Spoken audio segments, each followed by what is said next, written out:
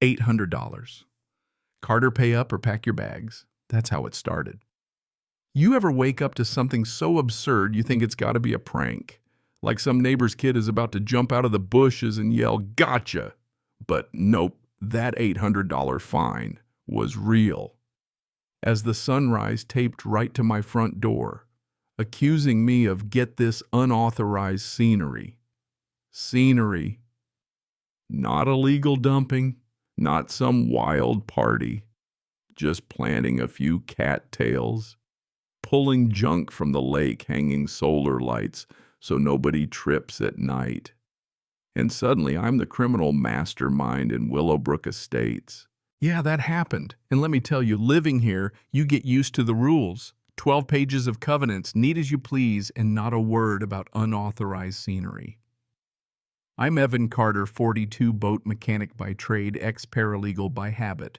I've read more contracts than most folks read cereal boxes, so the second I see section 4.7 on that notice, I know something's off.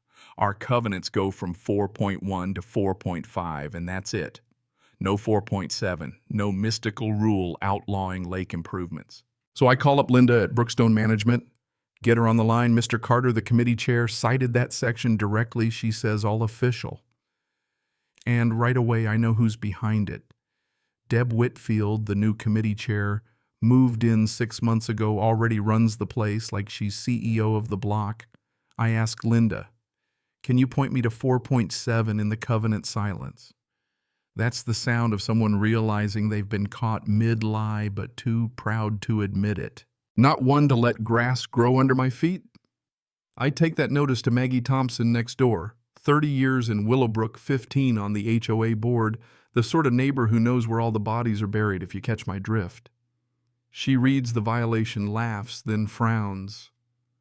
Evan, there is no 4.7, she says. Deb's got strong opinions, but making up rules isn't one of her powers. And just like that, I know this isn't just about grass or cattails or solar lights.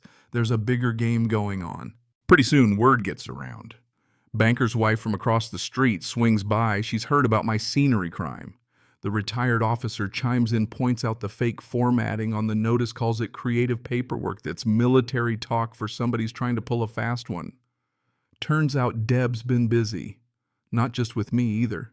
Now, I might be stubborn, but I'm not stupid. I request the official HOA covenant from Linda, and wouldn't you know it, the version she sends is 20 pages long, packed with new rules and penalties. I'd never seen section 4.7 and then some. Fines that could bankrupt a fellow authority so broad it'd make a dictator jealous. Maggie just shakes her head. She wants your lake looking unsellable, she whispers. Ask around. See what happened to the last person who crossed her. That's when the game changes. Deb stops hiding behind phony paperwork and starts her campaign in the open courtesy visits to the neighbors, telling everyone I'm making the place dangerous, dragging down property values. She paints me as a loose cannon, one step away from suing the whole neighborhood. Never mind, she can't show a lick of proof, just a lot of confidence and a gift for gossip. I start fact-checking. The officer across the street keeps notes on everything military habit. He tells me Deb claims my lake is a legal hazard, a risk to everyone's insurance, that I'm digging up dirt on the HOA and talking to ex-board members. Thing is, only Maggie knew about my digging. That's when I realized someone's feeding Deb information. Vince Morales, the new vice chair, seems nice enough, but every time I talk to him, Deb knows what I said before I've even closed my door. Then one morning I wake up to find the walking path along my lake covered by giant privacy curtains, professionally installed, blocking a community easement that's been there since the place was built. There's a sign, Temporary Aesthetic Improvement Harmony Committee per Clause 7. Clause 7, my foot. I start snapping photos for evidence. Vince calls me, tries to play it cool, but I press him. Vince, these drapes are illegal. You know that, right? He stammers something about Deb's research, her authority, but he sounds rattled. That's when Maggie shows up with a manila folder. She's got the goods real estate documents proving Deb's a licensed agent specializing in lakefront properties, and every single one she's been involved with, the owners got hammered with bogus violations until they sold, always after making improvements. Deb could market. That's the pattern. She makes your life hell, pressures you to sell, then cashes in as your agent. Maggie even fed Vince false info about me lawyering up, and sure enough, Deb brought it up with the banker neighbor days later. Vince isn't just clueless, he's been played too. I decide to test it. I call Vince, say I'm thinking about calling the county over the drapes. 2 hours later, county code enforcement calls me confused. They got a complaint about blocked access, supposedly from my community, filed by Deb herself. She's reporting her own violation, trying to get ahead of the story, maybe even blame me if it backfires. When the county officer comes to inspect, he confirms the curtains are illegal, permits weren't pulled. The whole thing's a mess. Vince Shaken admits the documents Deb gave him were never officially filed.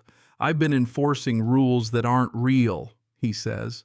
Turns out Vince isn't a villain, he's just another pawn, and now he's ready to help me bring the whole thing down. That's when the floodgates open. 7 new letters in my mailbox, all official looking, all citing made-up rules. Fines for everything from cattail plantings to not having an environmental impact assessment on my little restoration project. Total fines now north of $3,000. County code enforcement calls 14 separate complaints filed against me since yesterday, all from neighbors, all citing Deb's committee authority. It's a full-court press, an attempt to bury me in bureaucracy and hope I give up. But here's the twist. The management company's insurance carrier gets wind of it, threatens to drop coverage unless the fake citations stop. Now Deb's got a problem even she can't fake her way out of. Emergency meeting gets called, and it's a packed house. Regional manager, legal counsel, county inspector, Deb looking like she's about to melt, and Vince ready to spill his guts. The regional manager lays it out: 37 citations, all referencing non-existent rules, all traced to Deb. Legal counsel calls it fraud, not just a paperwork mix-up, and recommends the whole thing go to the state HOA ombudsman. Deb tries to argue, but Vince testifies right there that he was given fake documents by Deb herself. From there, it's a domino effect state.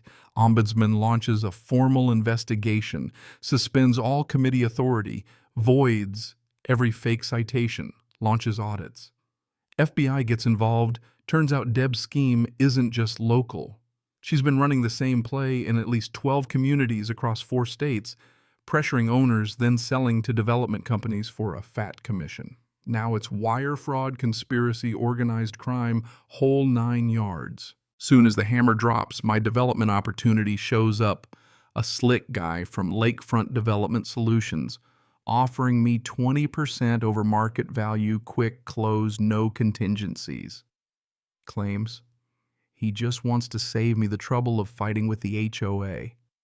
When I press him, he admits they've been working with a local professional to target valuable properties. Guess who? I turn him down flat. Earn him.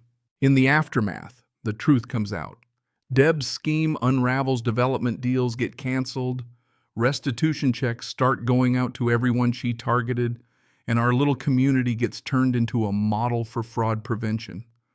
The $800 fine that started all this, we turned it into a legal support fund, so nobody else has to face this alone. 6 months later, my lake is still clean. Kids chase frogs under the cattails, and those solar lights, still unauthorized scenery, shine brighter than ever. Maggie gets elected board chair, Vince joins the oversight committee, and every new HOA rule now gets state approval, period. You know what I learned? When neighbors stand up together, fake authority doesn't last. When folks pay attention, fraud falls apart fast. If you've ever been bullied by a bogus rule or felt like you're the only one fighting back, trust me, start documenting, get your neighbors talking, don't give up. That's how you win. So tell me, what would you have done? Ever tangled with a phony rule or a crooked board? Drop your story in the comments, or just let me know where you're watching from. And if you want more stories like this, hit like or share with someone who loves a good twist. Just remember, take care of your scenery and don't let anybody call it unauthorized. especially not someone selling the view behind your back. And